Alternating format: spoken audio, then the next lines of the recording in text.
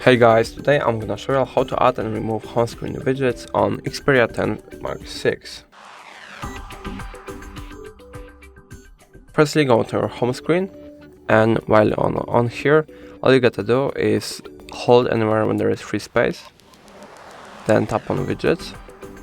Now select from which app you would like to add a widget. Let's say clock, and add an SONY clock. All you have to do now is hold it. Now you can drag it wherever you want for it to belong. Okay, so let's choose here maybe.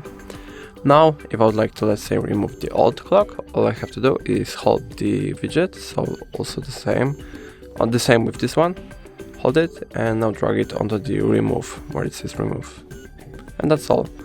And if I helped you, please leave a like and subscribe. And if you have more questions, write them in the comments.